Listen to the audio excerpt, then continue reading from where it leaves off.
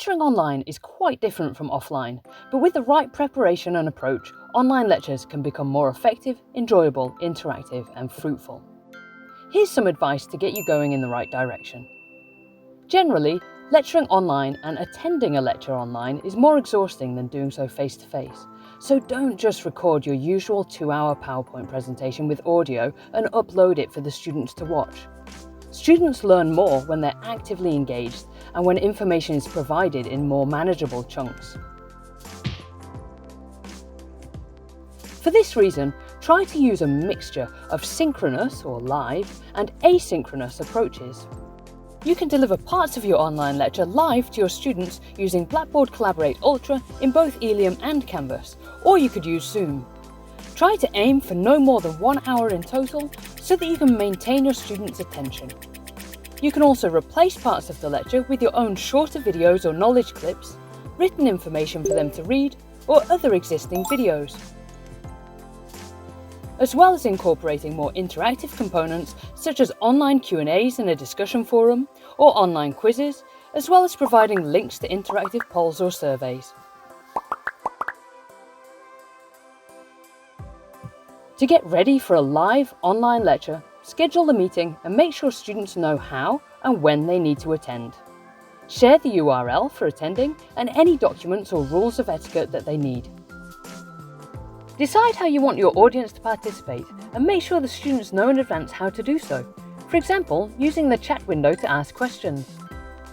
Make sure any documents or slides you're using are clearly labelled so that they can easily be referred to during the lecture itself, and try not to overload them with too much information if you're going to be narrating or describing things, because students can't easily read and listen effectively at the same time.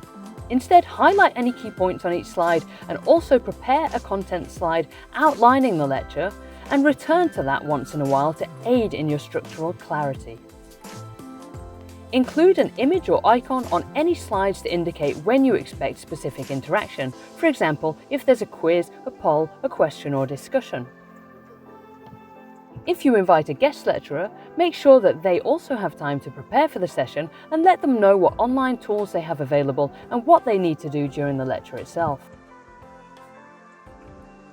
Prior to your online lecture, log in and check your audio, video and application sharing. Check your audience participation settings and make sure that the online environment is available around 15 minutes before the start of the lecture so that the students can join and get ready. It can be a good idea to ask students to wear headphones to avoid echoes and also to mute their microphones when they're not speaking. Just before you get started, do a small sound check so that the students can also check their connection and audio. During the lecture itself, introduce yourself, stating your name clearly, and also introduce your guest speaker if you have one. Explain how the lecture and the interaction will take place and if there are any rules, for example, when and how to ask questions, either during the lecture itself or as a follow-up Q&A or discussion. Also, let students know how to contact you after the lecture in case of any questions that pop up. When referring to your materials or slides, use annotation tools, pointers or shapes. Check every once in a while if all participants are still present and can see and hear everything. Without interaction, you may lose your students' attention, so include several Q&A moments to encourage participants to ask questions, and you may want to call on students personally to prevent simultaneous talking.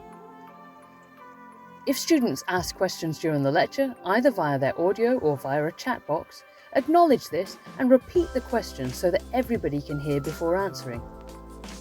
If using your webcam, make eye contact by looking at the camera.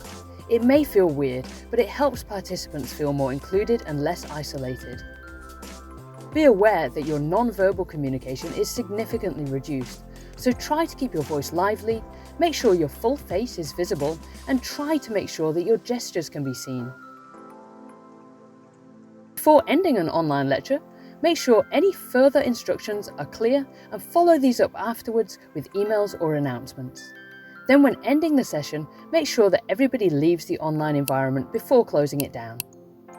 Good luck and have fun with your online education.